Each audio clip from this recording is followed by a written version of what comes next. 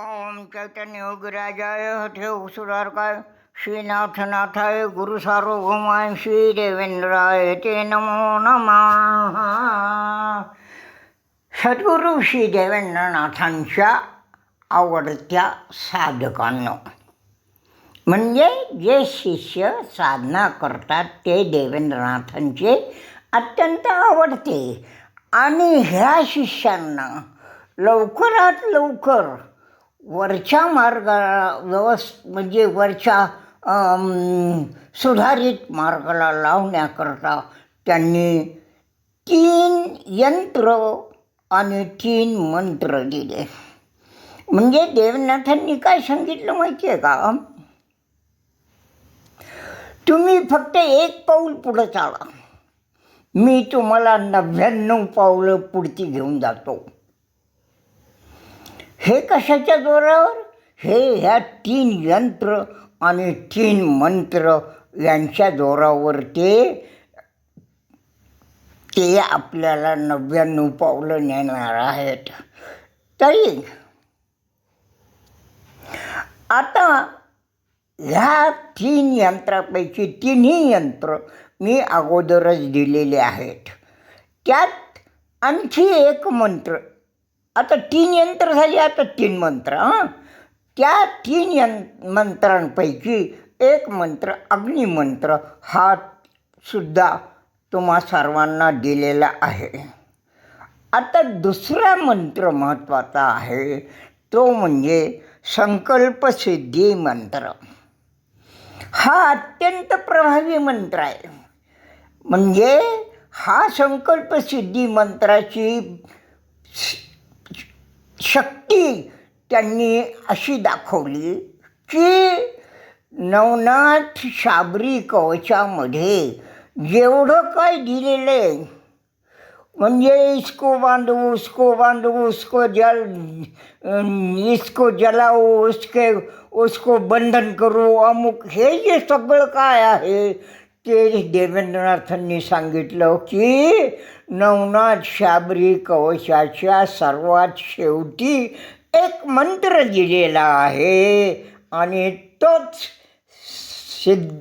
संकल्पसिद्धी मंत्र आहे. आणि हा मंत्र म्हणजे याची गंमत ऐका. अगोदर जे काय नवनाथ शाबरी कवचामध्ये सांगितलेलं आहे तो काय झाला? संकल्प. असं होऊ द्या, तसं होऊ द्या, याला जाळून टाका, त्याला बंधन करा, अमुक करा. तर हा संकल्प आहे आणि हा संकल्प सिद्ध होण्याकरता हा संकल्पसिद्धी मंत्र आहे. हे देवेंद्रनाथांनी शोधून काढलं आणि नेमका तो मंत्र देवेंद्रनाथांनी सर्व साधकाकरता दिलेला आहे. त्या मंत्रामुळं म्हणजे वर जे काय लिहिलं ते सगळं संकल्प आणि हा मंत्र. हा मंत्र काय आहे? ओम नमो भगवते इम्रूम क्लीम वंगम नम वम वाम कुम वाम गिरी स्वाहा. हा एक ध्वनी मंत्र आहे आणि हा ध्वनी मंत्र त्या पद्धतीनं म्हटला गेला पाहिजे. म्हणजे देवेंद्रनाथांनी ही महत्त्वाची त्यातली टेक्निकल बाजू शोधून काढली आणि तो मंत्र सर्व शिष्यांकरता दिला आहे. ओम, आता पुन्हा म्हणून मी दाखवतो. ह्याला काय म्हणला? ध्वनी मंत्र. ओम नमो भगवते इम्रूम क्लीम 3 अक्षर, वंगम नम 3 अक्षर आणि वम वाम खुम वाम हे प्रत्येक अक्षर वेगळं वेगळं. हां, म्हणजे आता मी सगळं पूर्ण म्हणतो आणि ज्या वेळेला दिनी म्हणायचं त्यावेळेला बेंबीला एक झटका द्यायचा. म्हणजे आता पहा. ओम नमो भगवते इम्रूम क्लीम वंगम नम वम वाम कुम वाम दिनी स्वाहा. हा दिनी अशा प्रकारे म्हटला गेला की तुमचा संकल्प सिद्ध झाला. मग याला तुम्ही कुठेही वापरू शकता, याला तुमच्या जीव ब्रह्मसेवेत वापरू शकता किंवा आणखी कुठेही म्हटलं तरी तुम्ही त्याला व्यवस्थित वापरू शकता.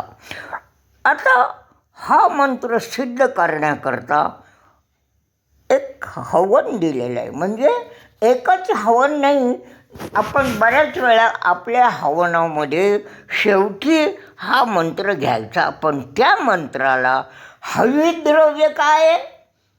काळे तीळ, पांढरे तीळ, जव आणि काळे उडीद, ह्या 4 वस्तू ह्या एकत्र करायच्या. त्याच्यावर थोडंसं तूप टाकायचं. ते तूप थोडं टाकायचं, अंग चिटकतं आपण ज्याला म्हणतो, अंग चिटकतं तूप टाकायचं. का माहिती आहे का? त्याच्या आपल्याला आहुती देताना ते आपल्या बोटाला चिटकू नये म्हणून.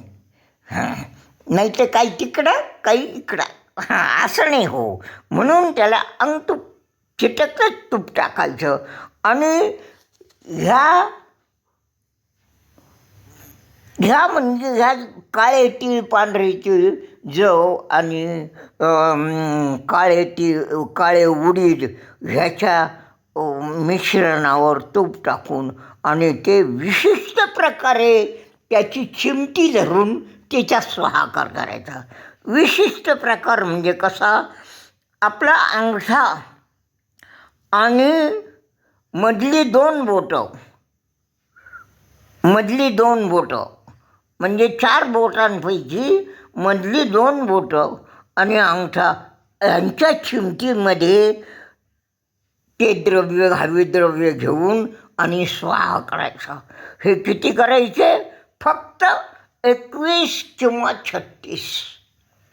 हे असे एक 10-5 आपल्या हवनामध्ये आपण केलं की तो मंत्र सिद्ध होतो. मग नंतर नाही केलं तरी चालतं. किंवा जेव्हा तुम्हाला वाटेल त्यावेळेला त्याला पुन्हा तुम्हाला थोडीशी गंमत वाटली तर पुन्हा करा. काही अनेक वेळा केल्याने काही बिघडत नाही, उलट याची सिद्धता वाढते. तरी आता हा संकल्पसिद्धी मंत्र सगळ्यांनी व्यवस्थित करावा. म्हणजे आता बाबा देवेंद्रनाथांनी दिलेल्या 3 सिद्ध मंत्रांपैकी 2 सिद्ध मंत्र मी आता सर्वांना दिलेले आहेत. आता राहिलेला एक सिद्ध मंत्र हा आता मात्र पुढच्या व्हिडिओमध्ये देईल. ओम नमः आदेश गुरुजी को आदेश, ओम आदेश गुरुजी, आदेश गुरुजी, आदेश देवेंद्र. सद्गुरू सर्वांना आनंदात ठेवा.